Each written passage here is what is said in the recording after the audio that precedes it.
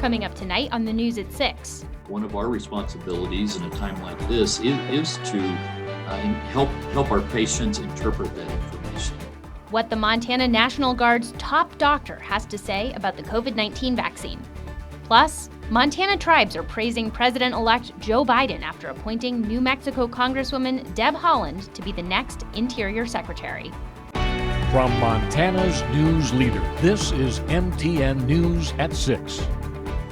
Good evening. Welcome to the news at 6. I'm Marian Davidson. Thanks for joining us. Well, our top story tonight, Governor Steve Bullock announced the state will not be getting as many doses of the COVID-19 vaccine as previously expected. According to a press release, the federal government reduced the state's anticipated allocation of vaccine doses by 20%, from 60,000 doses to 48,000 doses. Bullock also said next week's shipment of nearly 7,000 doses of the Pfizer vaccine will focus on healthcare workers in rural hospitals and long-term care facilities. Montana was supposed to get nearly 11,000 doses. The state is also expected to receive over 18,000 doses of the Moderna vaccine next week. Those will be shipped to critical access hospitals and community health centers, since they do not require the ultra-cold storage that the Pfizer vaccine does. The list of facilities where the vaccine will be sent will be finalized next week. And as millions of frontline workers across the country are getting their first doses of the COVID-19 vaccine this month, MTN's John Riley spoke with the Assistant Chief of Staff at the Montana VA and the Surgeon for the National Guard about why he is getting vaccinated. Even with the support of top elected leaders, approval from the FDA, and some of the most peer-reviewed data ever regarding the safety and effectiveness of the COVID vaccines, there are unknowns. Even so, thousands of Montana frontline workers like VA ER doctor and National Guard State Surgeon Bronson White are choosing to get vaccinated. I'm excited to get the vaccine. This is good, sound science that went into the development of it. White says he's been lucky to have had the opportunity to serve all over the world while also caring for patients. One of the most important things about my calling, my duties, is I've got to take care and protect the people around me. And by whether I'm wearing a military uniform or medical scrubs. He's even dealt with small outbreaks of hemorrhagic fevers, like Ebola, while in Africa. When it comes to COVID-19, right now, just about everywhere in the country is an outbreak area.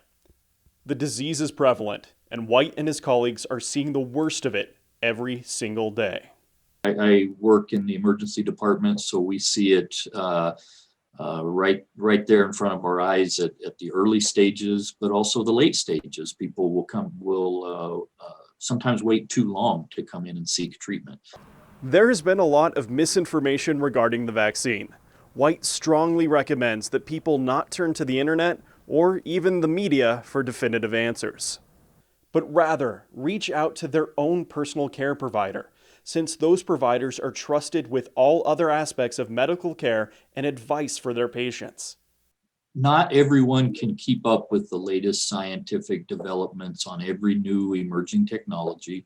One of our responsibilities in a time like this is to help our patients interpret that information and look at the real science and see what's safe, what's effective, and tailor our recommendations to the different groups.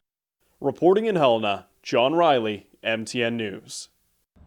Well, taking a look at Montana's COVID-19 situation, a combination of state and locally reported data shows Montana's COVID-19 case total topped 76,000 today.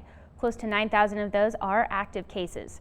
895 Montanans have died as a result of complications with the virus. Now, keep in mind, we are using numbers from local county health departments along with state figures, and that's because local county health departments may be alerted to cases before Montana DPHHS. All right, and now with the news that you want to hear heading into your weekend, here's Andy Curtis filling in for Curtis Grevenitz. You might not want to hear what I have to say because it's going to be warm, so I mean that's a plus, but it's also going to be very windy this weekend. At least right now going to look looking like it's only going to be a couple of days though. Snow out to the west, nothing between Helena, Cut Bank, Great Falls, and Havre, though, so that's a plus, but here's that negative. High wind warning starting tonight and going until Sunday, and a winter weather advisory out around Kalispell, Missoula, out to the west. Now hold on to your hats. We've got very high wind speeds over the next couple of days and a heat wave, temperatures in the 50s. But will we have a white Christmas? I'll tell you in the full forecast. All right, thanks for that, Andy. Well, another day, another roadblock on Capitol Hill as lawmakers scramble to pass a COVID-19 relief package before leaving for their holiday break and prevent a government shutdown. Tonight, the House and Senate just passed a 2-day extension of government funding to keep things running until Sunday night. The stopgap bill is being sent to the president for his signature. The $900 billion relief package is expected to include enhanced unemployment benefits and direct stimulus checks, likely around $600. But it hit a snag in the 11th hour negotiations as Republicans tried to cut off a federal emergency lending program at the end of the year, arguing it was always designed to be temporary. Democrats also accusing Republicans of trying to hamstring the incoming Biden administration's ability to protect the fragile economy. 11th hour negotiations over COVID relief hitting a new snag today.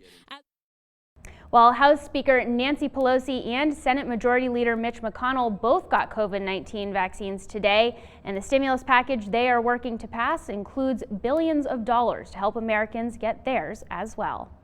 And President-elect Joe Biden is getting praise from many Montana tribes after appointing New Mexico Congresswoman Deb Haaland to be the next Interior Secretary. Now, if confirmed, Haaland would be the first Native American to serve in a presidential cabinet. MTN's Zach Shermley reports.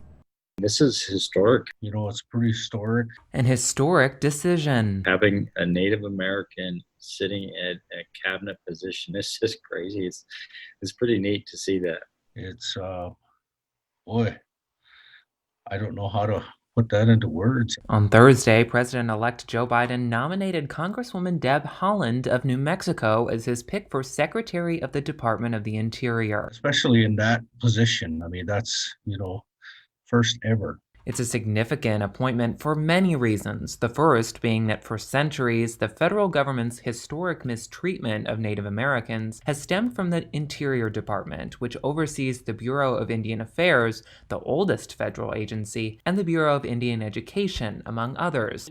It's important to honor these treaties and these agreements that the government has with our tribes, and a lot of times that falls into the Secretary of Interior's office. The choice also slims down the Democrats' already slim majority in the House of Representatives. We noticed in the last week and a half, 2 weeks, that there was a large social media push for her to become the nominee. Tribal leaders here in Montana say they think she'll be an ally in the White House. She's more American than any American in Congress, which is huge. In Great Falls, Zach Shermley, MTN News.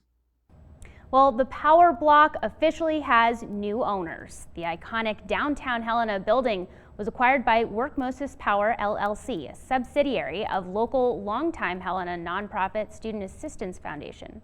While Workmosis and Reach Higher Montana plan to move in their operations to the Power Block in 2021 after some aesthetic changes and technology improvements to the more than 100-year-old building. Scott Todorovich, the CEO of Workmosis, said that he is committed to honoring the building's historical significance while bringing it new life and modern amenities. Meeting areas, retail space, and kiosk options are planned for future enhancements to the building. And still ahead on the news at 6, Helena and Japan are more than 5,000 miles apart, but students from schools in both places are coming together despite the pandemic. From Montana's news leader, you're watching MTN News at 6. Welcome back to the News at 6. Thanks so much for spending some time with us this evening. Well, through Helena High School's World Language Studies program, students can take trips to places like France and Germany, and the school just added another country to the list, Japan. MTN's Alexia Aguayo has the story.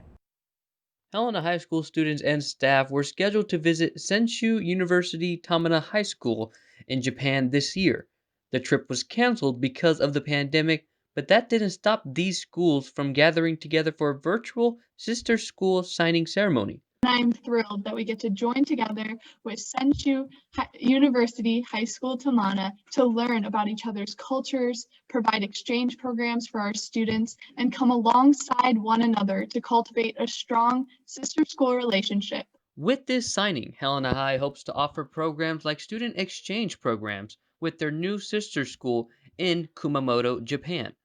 There is no time frame when these programs will begin because of the pandemic, but the Helena High principal is hopeful they can roll out these programs every other school year. Everything in education is a relationship business. When we can extend these relationships beyond the walls of our own school, it only benefits, our kids. This sister school signing comes from Montana's sister state agreement with Japan. In 2013, the principal of Tamana High School and its students visited Montana and Helena High. That experience flourished into a constant relationship over the years to now this sister school signing. We'll be grateful for the exchanges and friendship between Helena High School and Senshu University Tamana High School, and we hope their relationship continues for decades to come. The state of Montana and the Kumamoto Prefecture of Japan formed their sister state affiliation in 1982. Since then, there have been many human and material exchanges between the two cultures over the years. In Helena, I'm Alexi Guayo, MTN News. All right, now with another look at the weather, here's Andy Curtis. Well, I've got some good news and some bad news for everybody out there, so you might want to sit down for this as we head into the weekend. Good news, temperatures are going to be warm. We're going to be in the 40s and even the 50s as we head into Sunday. The bad news is it's going to be very, very windy across the state over the next couple of days. I'll tell you just how windy coming up after the break.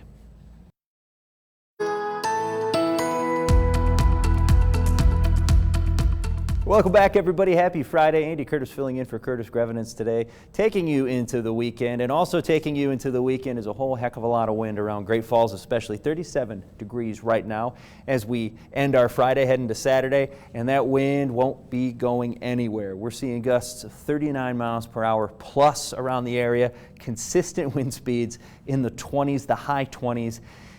It's going to be a windy couple of days. Heading down south to the Helena area, 39 degrees there. Wind not so bad right now, and it won't get as bad as Great Falls or Havre or Cup Bank, but it will still be a very windy couple of days, just not at the moment. Taking a look at the temperatures across the state, 37 up in Havre, 34 in Lewistown, taking a little trip out east, 31 in Jordan, 32 down there in Dillon. So you get the idea. We're in the 30s, high 30s, mid 30s across the state, and relatively clear skies. And I mean clear skies as far as any kind of snow is concerned, except for out to the west. Take a little bit closer of a look around Missoula and up to Kalispell.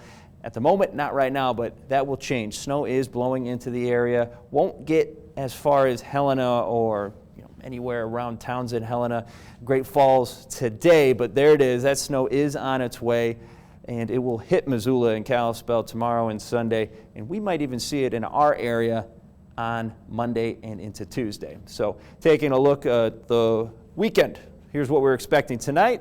Not a ton going on. That's high up. That's really not anything we have to worry about. But there's that snow coming in and hitting the west side of the state tomorrow morning, tomorrow afternoon. It'll start to die off a little bit, but we should see some more back in the picture Saturday night into Sunday. That's when the next weather pattern or weather system will be moving through and turning into snow out there. Winter weather advisory for Kalispell Glacier, west side of the state.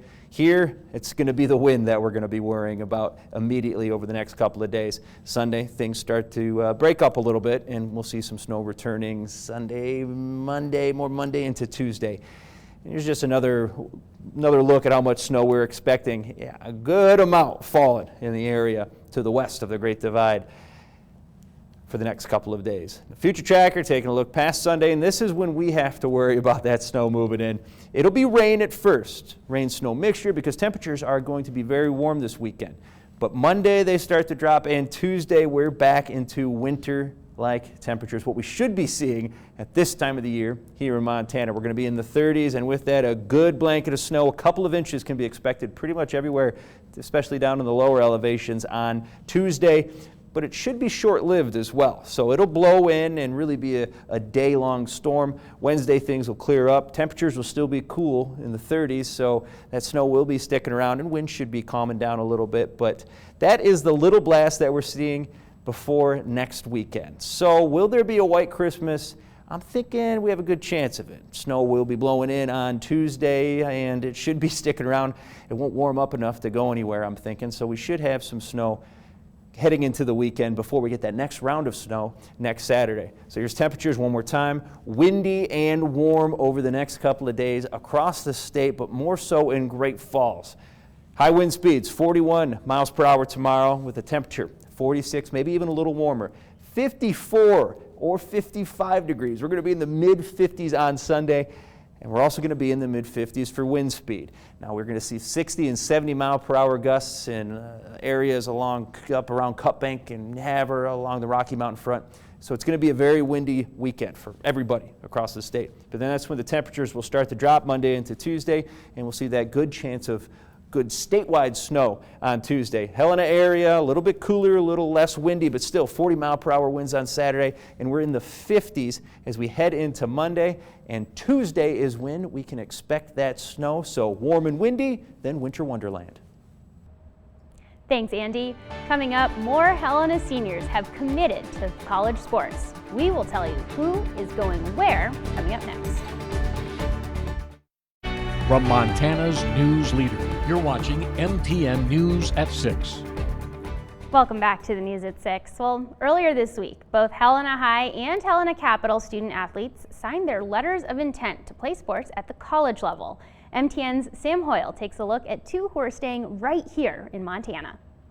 Two more Helena athletes will be sticking around Big Sky Country for a little bit longer. Jamie Sheridan and Brooke Ark signed their letters of intent earlier this week. Sheridan to play soccer at Carroll College and Ark to play volleyball at Rocky Mountain College. Sheridan said before doing a college visit to Carroll, she never imagined herself staying in Helena, but after the visit, the opportunity was too good to pass up. Before, I could never see myself staying in Helena. And then when I went to Carroll on the campus tour and the athletic tour, I realized it was way too good to pass up. And it didn't really even feel like I was in Helena. It kind of just felt I was on another college campus. The opportunity of a rivalry was also too good to pass up as well, as her sister Sydney Sheridan signed to play basketball for the Montana Western Bulldogs last year. I think that's so cool. A lot of her teammates have also made comments about the rival schools of Carroll and Western. And it's different sports, but it's actually really cool that Montana is able to kind of have that rivalry and animosity towards each other, and it's actually really fun. Over at Helena High, Brooke Ark signed her letter of intent to play volleyball and study human health and performance and business at Rocky Mountain College. And in Ark's mind, playing volleyball after high school was always the plan. I couldn't see myself not playing volleyball. After my last match at CMR, I just couldn't see not playing ever again. And it's really important, it's important to me to stay busy, and I just don't know what I'd do with my time, so I'm excited. For right now, the two will finish out their high school careers and then join their future teams in the fall. Reporting in Helena, Sam Hoyle, MTN Sports. And make sure to check out montanasports.com to see all the athletes that signed letters of intent to play in college. And we'll wrap things up here on the News at 6 when we come back. From Montana's news leader, you're watching MTN News at 6. Welcome back to the News at 6. We like to end our newscasts with something happy, and this video is bound to make everyone smile.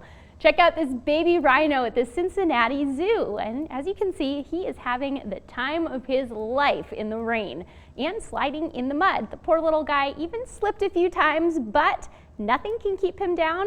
He gets right back up.